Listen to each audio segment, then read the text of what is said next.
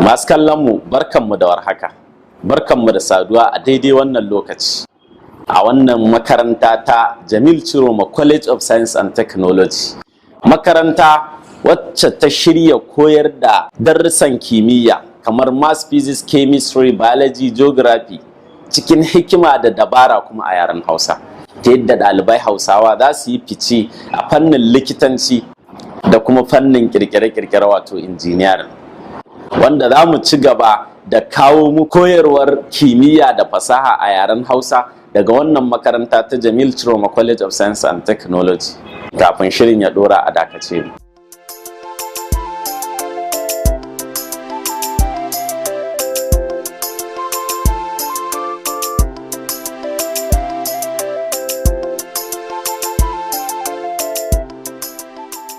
Masu kallonmu barkanmu da dawowa. Kamar yadda na faɗa za mu koyar da darasin chemistry cikin hikima da dabara kuma a yaren Hausa. Cikin yaren Hausa za mu fitar da ma'anar chemistry cikin bayani da yaren Hausa. Chemistry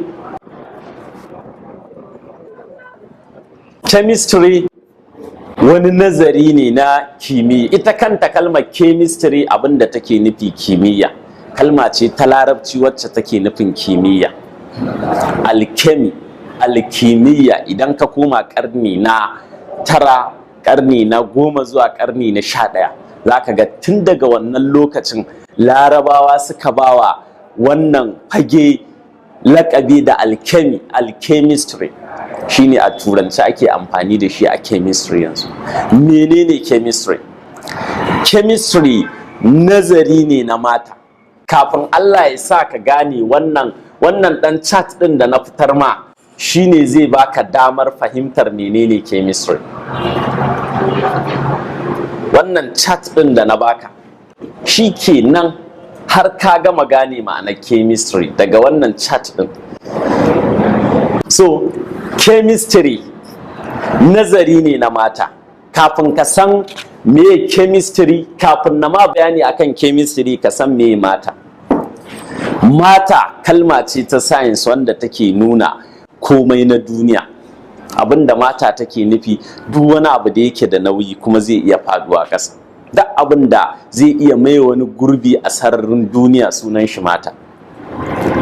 Mata kaga yanzu in dai ka ɗauki wannan ma'anin, duk abin da yake da nauyi zai mai wani gurbi a duniya, a wannan duniyar tamu ko ma a wace duniya ce a space gabaki daya, in dai har zai mai gurbi sunansa mata. Misali daga ciki shine makan nan tana da nauyi. A duniyar mu in na sake ta za ta fada ƙasa. A duniyar wata in na sake ta ba za ta fada ƙasa ba. Kaga idan na ɗauki ma'anar mata, in zan ta'allaka ta da duniyar mu, zan ce mata duk wani abu da yake da nauyi kuma zai faɗi ya mai gurbi, ko duk abin da yake da nauyi kawai mata ne. In na koma duniyar wata zan ba da ma'anar wannan abin, sai in ce duk abin da zai mai gurbi mata ne. Amma a duniyar mu idan na ɗauki wannan ce duk abin da in ka sake shi zai iya faduwa, sunan wannan abin mata. A duniyar mu ko ban ce occupy space ba ko na faɗa, amma akan haɗe a ce anything that has mass and occupy space. In na koma duniyar wata zan ce duk abin da zai mai gurbi, shi kuma ba sai na ce nauyi ba saboda babu gravity a ce. So da haka in ka saki abu ma ba zai faɗi ƙasa ba.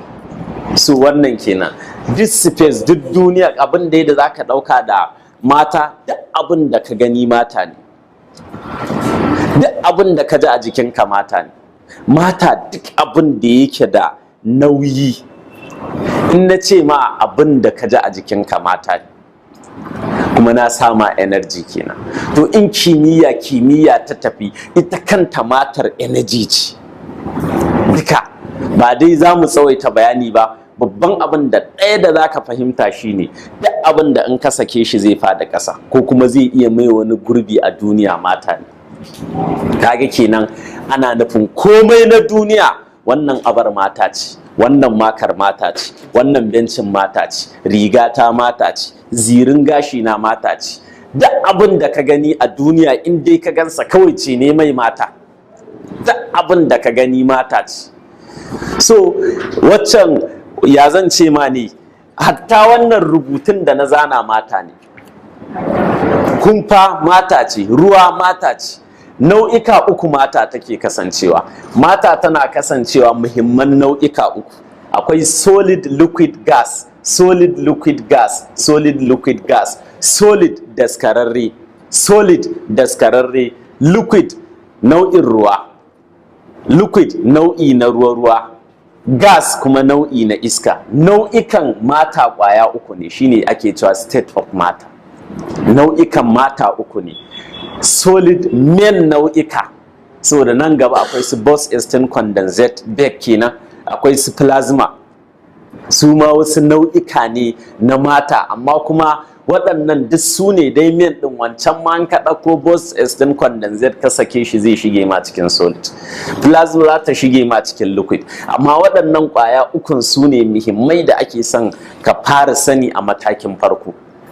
Mata ko ta kasance daskararren nau'i, ko ta kasance nau'in ruwa-ruwa, ko ta kasance nau'in gas. Misali da daskararren nau'i kamar makan nan, kaga duk duniya ma kai amfani da tunaninka za ka ga cewa komai ko ya kasance a daskara ko a iska ko a ruwa-ruwa.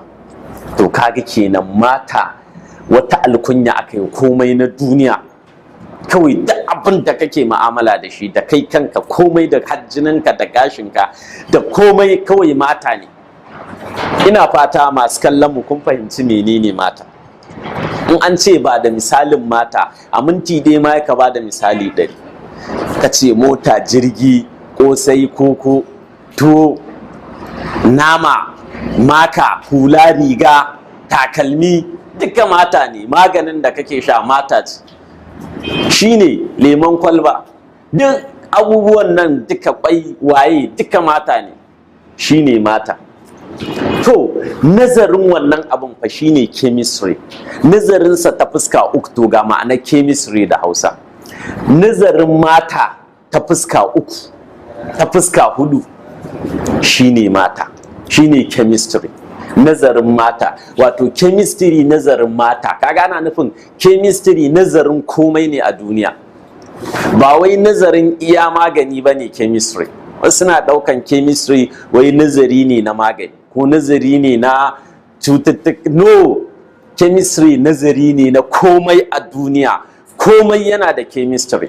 Rigar da kasa tana da chemistry, takalminka yana da chemistry, zirin gashinka yana da chemistry, abincin da kake ci yana da chemistry, namanka yana da chemistry, komai da ka gani yana da chemistry, gidanku kasa tana da chemistry, komai in dai mata ne shi to nazarin yana da chemistry.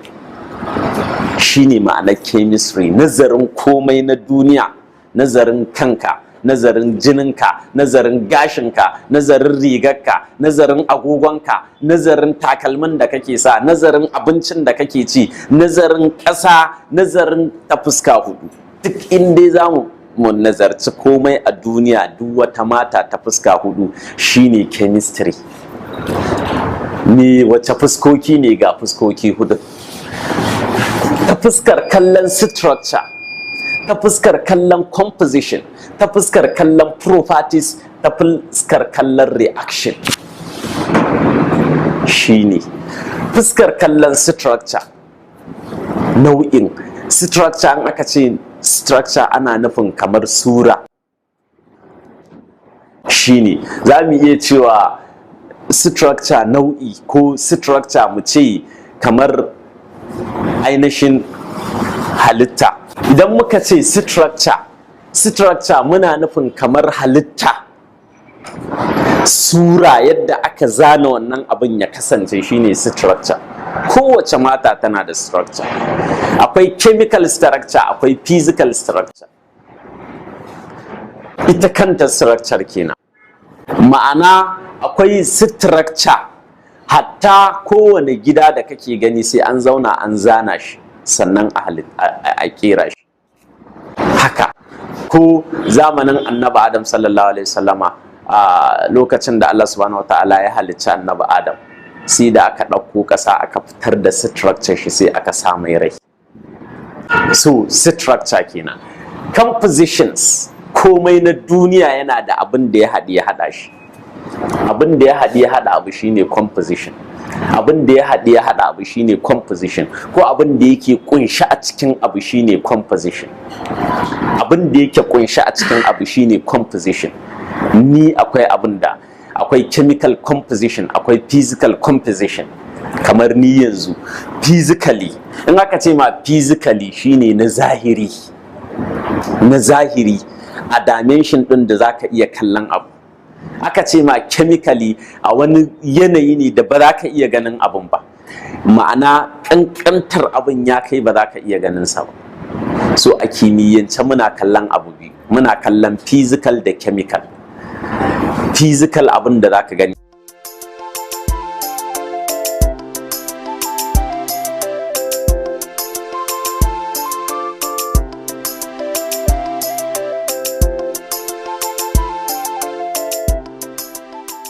Masu kallon mu barkanmu da dawowa, ina fata za ku saurara tsaf ku ji yadda za mu yi faɗin, yadda za mu yi bayanin wasu muhimman abubuwa da za su samu gane ma'anar chemistry, wasu fuskoki da suke fitar da ma'anar chemistry. Muna magana akan composition.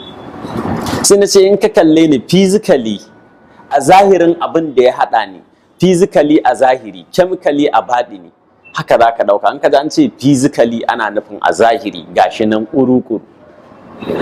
Chemically akwai abin a baɗini, shine a baɗini chemically, a zahiri physically. So idan muka ɗauki physicalin abin da ya haɗa ni, in ka shiga abu composition ɗina abin da ya haɗa ni, in ka shige ni za ka ga da ƙashi da jini da nama da tsoka, shine ma'anar composition. So wannan kenan a zahiri. Mun tafi a baɗini kuma abubuwan da suka haɗa na akwai su ammonia, akwai su oxygen, akwai su carbon, akwai su hydrogen. Za mu zo mu fara maganar a baɗini a kimiyyance. Wannan kenan composition. Idan ka ɗauko wake da shinkafa, a kawo maka shinkafa da wake, ko a kawo ma jollof ta shinkafa da wake, a ce ma me composition ɗinta. A zahiri za ka ce akwai shinkafa, akwai wake, akwai mai bi da tattasai da attaruhu da ruwa a ciki da waye, duk abubuwan da ya haɗa wannan delicious food ɗin da aka kawo ma shine composition na delicious food ɗin. Abincin, ƙayataccen abincin da aka kawo maka, abubuwan da suka haɗa wannan abincin su ne. Zan iya ce ma me a zahiri me physical composition na koko. Ka ga in ka ɗauko koko, physical composition na koko, ka san dai gero ne, ko? Ka san da siga, in me siga ne, in kokon an sa sigan da ke ciki. Ka ga da ruwa, wani da citta ne ko babu, oho, irin dai abubuwan dai da suka haɗa kokon. Haka in ka ɗauko shayi, shi ma sai ka faɗi a zahirin abin da ya haɗa shi, shine kalmar composition. To ka yi wannan ma ka yi chemistry. Yana ɗaya daga cikin yin chemistry, ka kalli meye ma ya haɗa abu, meye ma yake kunshi a cikin abu. A matsayinka na ɗalibin kimiyya, komai ka dinga mai chemistry. Ana baka abu ka fara tunanin me a zahirin wannan abun, me a baɗininsa. Ka ɗauko masara, a baɗininta in ka shiga za ka ga akwai su carbon, su hydrogen, su waye. Za mu zo a baɗini, amma dai ka gane kallon abin da ke kunshi a cikin abu na zahiri da baɗini shine kayi chemistry. Composition, abin da yake kunshi a cikin abu. Properties ɗabi'a ce, wasu ce properties, wasu ce behavior, wasu ce uses. Saboda haka properties abin da take nufi ɗabi'a ce.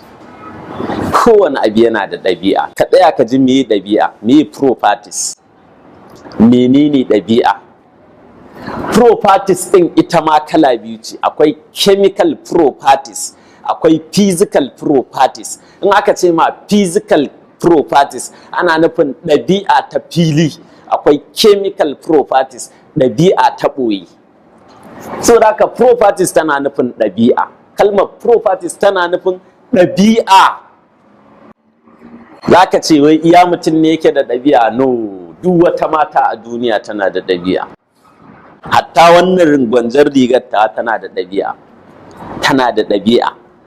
Ni ina da ɗabi'a, ni mata ne, gashin kaina guda ɗaya yana da ɗabi'a, kuma ɗabi'a kala biyu, ɗabi'ar zahiri da kuma ɗabi'a ta ɓoye, ta fili da ta kuma baɗini. Wannan makar tana da ɗabi'a, komai da ka gani yana da ɗabi'a, allon ne yana da ɗabi'a, ƙarfen da ke jikin wannan allon yana da ɗabi'a, saboda mata ne. Kamayya ɗabi'a, yanzu zan baka misali, ɗabi'a ta fuskar zafi, ɗabi'a ta fuskar sanyi, ɗabi'a in aka ce ma ɗabi'a properties a kimiyya ba wai ana nufin in ka dawo ainihin kimiyyar halayya akwai properties, ka dawo kimiyyar lafiya akwai ɗabi'a, in ka dawo properties kenan kimiyyar kirkire-kirkire akwai properties ɗabi'a. Misali da zan ce ma shine mu ɗauko ɗabi'ar makan nan da ɗabi'ar rigata ta fuskar wuta. Idan ka kunna wannan wuta, kowace da irin ɗabi'ar ta ga wuta. Me bi wannan sai ta cikin minti ɗaya za ta ƙone ta narke, amma a ɗabi'ar ta cikin sakan 30 ta ƙone, wannan a ɗabi'ar ta watakila sai ka daɗe. Ka ɗauko ƙarfe da soso, ɗabi'arsa ta fuskar wuta da bambanci.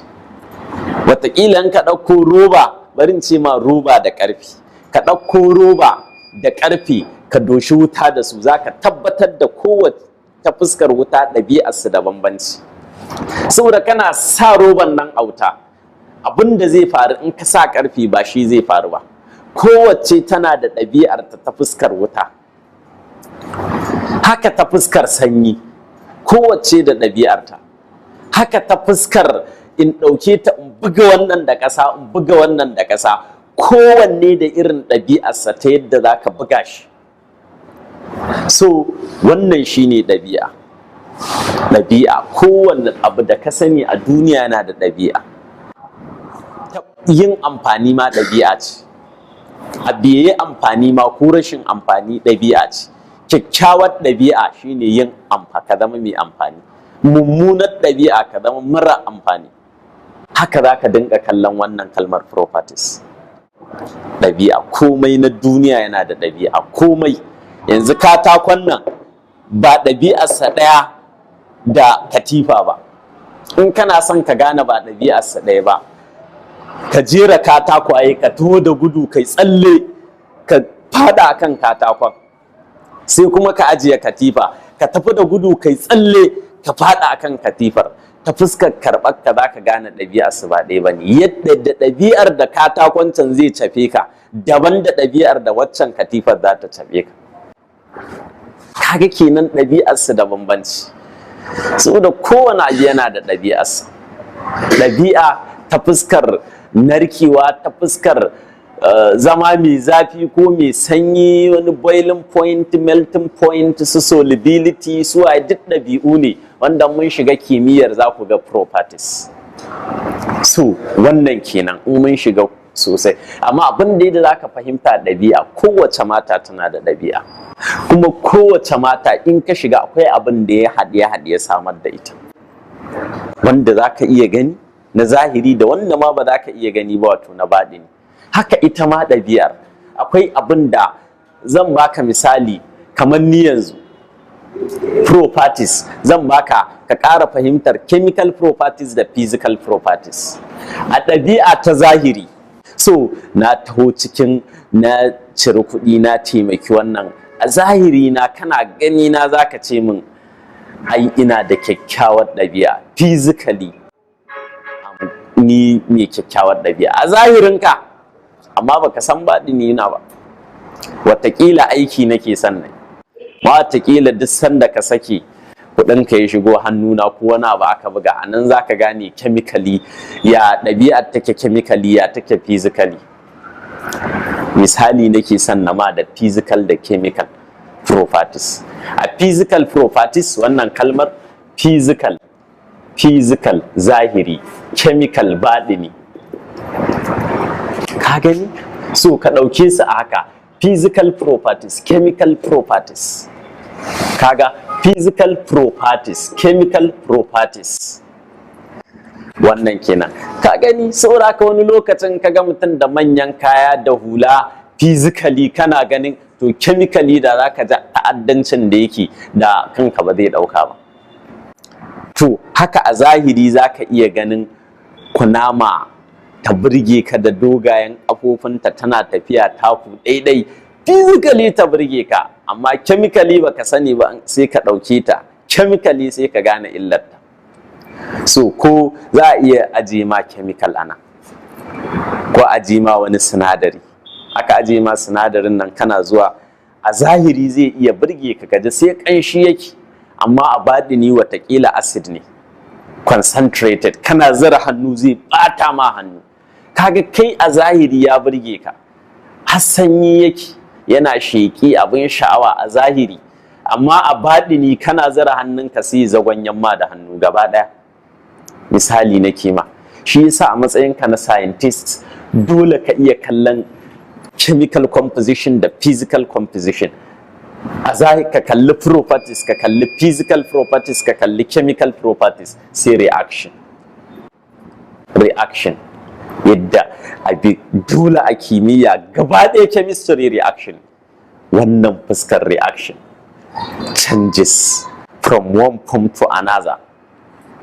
Reaction chemistry da ka gansa ɗan reaction ne, ma'ana abinda reaction yake nufi abi canja nau'i ya zama wani sakamakon faruwar wani abu. Duk mata tana haka. Yanzu wannan rigar caccanjawa take, sanda na so ta ba ɗaya take da yanzu ba, kuma nan da shekara 5 ba haka za ta yi ba, dole sai ta yi reaction. Dole reaction zai faru a kanta saboda wasu dalilai, sai ta dinka canjawa. Reaction duk abin da ka sani caccanjawa yake, duk abin da ka sani caccanjawa yake. Wannan kenan, komai ka sani yana reaction. Wani sai shekara 100 bai reaction ba, amma kuma sai yayi. Wani sai shekara 1000 bai reaction ba, kuma sai yayi. Wani abin sai shekara miliyan 1 bai canja ba, amma kuma sai ya canja, saboda mata ne.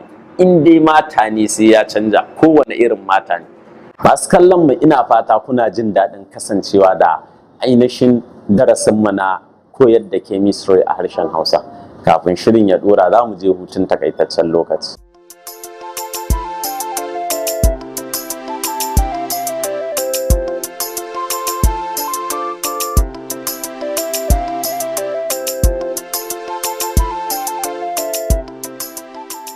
Masu kallon mu, barkanmu da dawa. Ina fata kun dawo don ci gaba da sauraron bayani akan ma'anar chemistry da Hausa.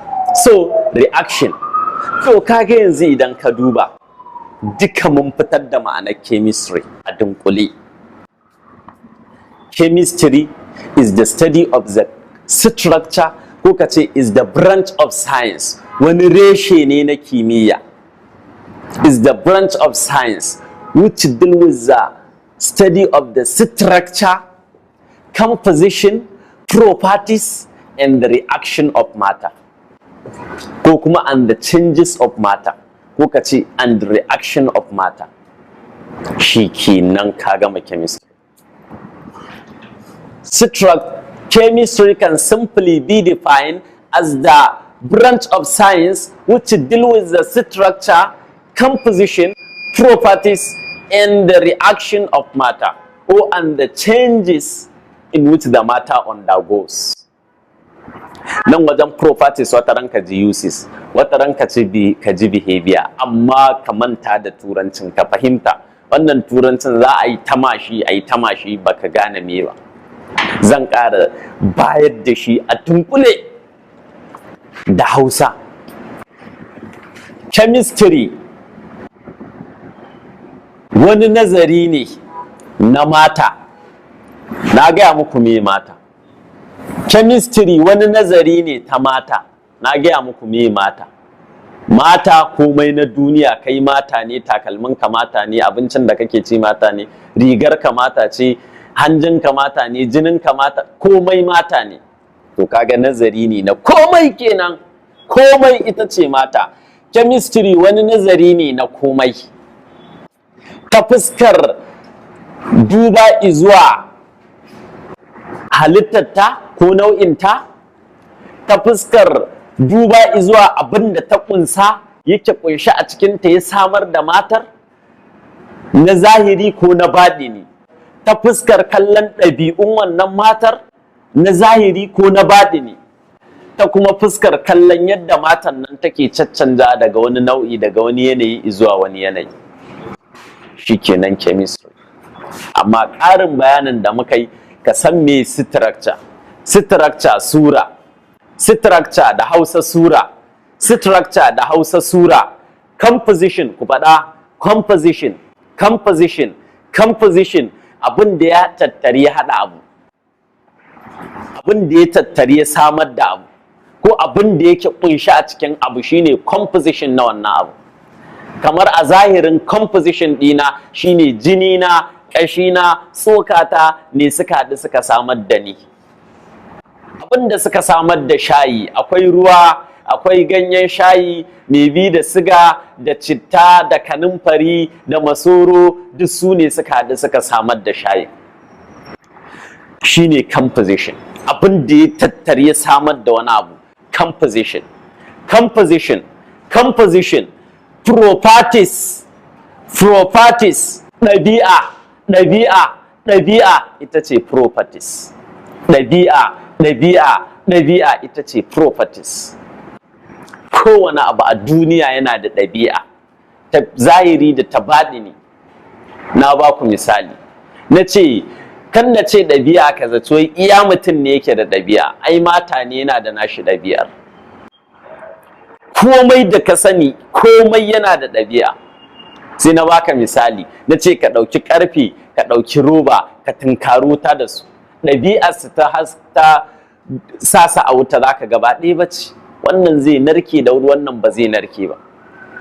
Da za ka ɗauki katako ko tsinken kwakwa, sai ka ɗauki kibiya wacce mata suke tsefe kai, sai ka je ka zira, ka san soket ɗin wutan gidanku, zan baka assignment. Ka ɗauki ainihin tsinkiyar kwakwa, tsinken kwakwa, sai ka ɗauki kibiyar tsifan kai ta ƙarfe ba ta roba ba. Sai ka je in an kawo ta a gidanku, ina inda ake sa soket, sai ka zira tsinken kwakwan nan. Za ka ji ɗabi'arsa ta fuskar sashi a wannan wutan nefar. Sai ka ɗauki kibiyar, sai ita ma ka sata ta ƙarfe a ciki, to za su kowanne zai nuna ma ɗabi'arsa. Tsinken kwakwa zai ce ma ga ɗabi'ata, ita ma wannan kibiyar za ta ce ma ga ɗabi'ata. Za su gaya ma, in kai za su gaya ma, ka je kai, ba zan ce ma ga abin da za su ce ma ba, amma ka je kai za su gaya ma.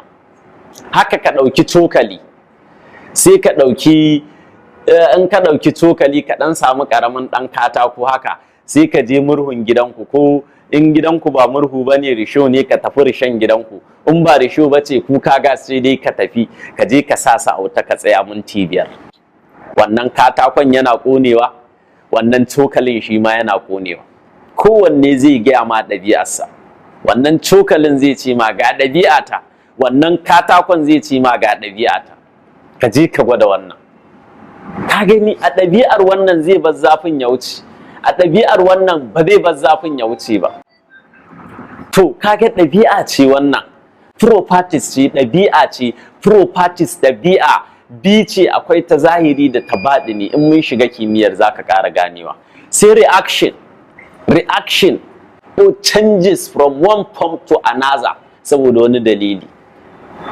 Yadda za ka ɗauko abu, mata a karan kanta ma tana caccanjawa. Reaction ƙwaya 3. Akwai reaction ɗin, akwai nuclear reaction. Akwai reaction ɗin da ake, sai mun tafi a baɗini tukunna. A baɗini, bari kada in shiga ciki sosai, a baɗini wannan rigar tawa caccanjawa take. Ko na sani ko ban sani, kuma a zahirin ma tana caccanja, don za ka ga ta dafi. Na inda da an ci gaba da in kai shekara ɗaya kullum in sa ta, watakila nan za ka ga ya dare. Ta yi reaction ne ya faru, ta dare, da ka ja ta yagi. So reaction ne. haka da za ka ɗauko abincinka shinkafa da miya da nama ka ajiye shi ya kai jibi ka zo ka ci ka ga reaction ne zai faru, wataƙila ma ka zo ka ga tsutsotsi a ciki saboda reaction ya faru. So saboda haka komai saboda mata ne, in dai mata ne yana caccanjawa daga wani nau'i ya zama zuwa wani nau'i, wannan caccanjawar shine reaction. So yayin da ka ɗauki mata ɗaya kumin chemistry kawai an kalle ka a ce a matsayinka na ɗalibin kimiyya fara yi wa Jamilu Ciroma chemistry, sai ka ce farko sai ka kalli halittata daban da ta akuya ko doki ko raƙumi, kowa da yadda Allah ya yi zubinsa, ka kalli zubi na ka gani. Na farko ka fara min chemistry tun da ka kalli zubi na. Na biyu ka kalli abubuwan da suka harhaɗa ni suka samar da ni na zahiri da na badini. Na zahirin jini ne da tsoka da ƙashi da nama a jikina, ka gani shi yasa nake da ƙiba sosai, nama ne gashi ko ina. So wannan kenan. Abu na uku ka kalli shine composition ko abubuwan da suka harhaɗa ni. Sura ta ita ce structure. Na biyu shine abubuwan da suka harhaɗa ni. Na uku ɗabi'ata. Dole ka san ɗabi'ata, ka min chemistry kafin ka ma'amalance ni. Ka tsaya ka san ɗabi'ata. Ya nake zan sace ma kuɗi ka aje? Ya nake ina da san rai? So in baka min chemistry ba, baka san ɗabi'ata ta fili da ta zahiri ba. A ɗabi'ata ina dariya, ina kuka. Kan wata rana ka ga nayi dariya ka ce ba na dariya. So kan wata rana nayi kuka ka ce ya ba zan, ai ɗabi'ata ce in yi kuka. Kar in je ka hana na abinci, a ɗabi'ata dole sai na ci abinci. Wannan kenan, wannan cin abinci da waye misali. Kuma in baka san ɗabi'ata ba, wataƙila ka ajiye kuɗinka ko wani abin ka in ɗauke misali, Allah ke. So amma dai ɗabi'a ce, magana miki akan ɗabi'a. Dole sai ka, duk wanda zaka zauna da shi sai ka mai chemistry. Ko kiwo zaka yi dabbar ka kawo ta, in baka mata chemistry ba sai ta mutu, kai ka kashe ta saboda baka mata chemistry ba. Baka san ɗabi'arta ba, irin abincin da take ci, irin muhallin da za ta zauna a ɗabi'arta ga inda take son ta zauna, a ɗabi'arta ga irin abincin da take son ta ci, a ɗabi'arta ga irin gun da take son ajiye ta misali ta hanyar iska ta kaɗa ta, a ɗabi'arta zafi ta fi so ko sanyi. Baka yi wannan chemistry ba, kawai ka je ka ɗauko kiwo za ku su mutu. Wannan kenan sai reaction, caccanjawa. Ka ajiye akuyarka ta shekara 2, ka tafi baka nan ka dawo ka ga yadda za ta yi reaction ta zama katuwa because of reaction a jikin ɗan adam. Ko akwai anabolism, catabolism, metabolism reactions da sauran reaction da suke faruwa a jikin ɗan adam, shine yake ta girma. Wannan kenan, wannan shine chemistry. Ka gane surata, abin da suka tattara suka samar da ni, sannan ka gane ɗabi'ata, kuma ka gane san yadda nake caccanjawa. Kar ka ajiye ni bayan wasu lokaci ka da ka ce wallahi ba ni bane, ai kai lokacin da ka san to bana reaction ne, I'm a mata, therefore dole sai na yi reaction. Wannan kenan. So waɗannan shine ma'anar chemistry. A sauƙaƙe, ba sai ka je kana ta wani wahalar da kanka ba. Chemistry is the study of the structure, composition, properties and reaction of matter. Duk wanda ka gaya wa haka a chemistry, ko bature ko balarabe ko bachine ko ma waye, ka bashi ma'anar chemistry. It's the study of the structure, composition, properties and reaction of matter. Duk ma ka ajiye wani is a branch of science which deal with the study of their composition. In dai baka fito da waɗannan abubuwan ba, to ma'anar chemistry bai cika ba.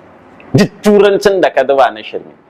Kawai chemistry wani nazari ne na komai ta fuskar kallon halittarsa ko nau'in halittarsa, abin da yake kunshi a ciki, ɗabi'arsa da yadda yake caccanjawa. Kuma mata tana da three state of matter: solid, liquid, gas. Komai na duniya nau'i 3 ne.